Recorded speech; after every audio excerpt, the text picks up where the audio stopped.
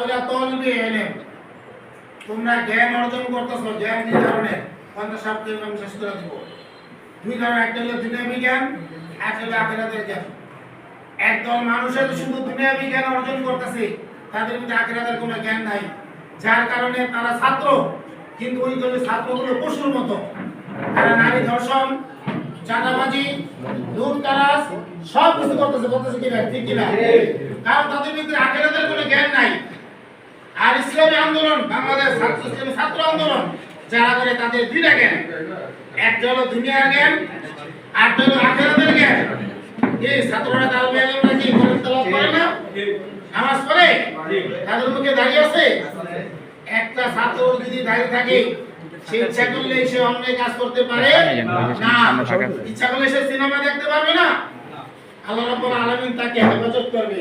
এজন্য আমাদের শায়েখ মুর্শিদ রহমাতুল্লাহ আলাইহি একটা মিশন রাখছেন, ছাত্র আন্দোলন, কথা ঠিক কিনা?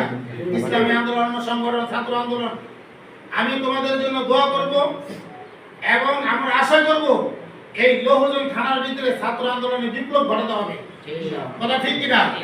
সামনে নির্বাচন আসতেছে, এই নির্বাচনে ছাত্র আন্দোলন অনেক বড় ভূমিকা পালন করতে পারে। আশা করি তোমরা সেই ভূমিকা পালন করবে ইনশাআল্লাহ। আমরা ইসলামী আন্দোলনের পক্ষ থেকে ছাত্রদের যত সহযোগিতা আছে আমরা সেটা করব।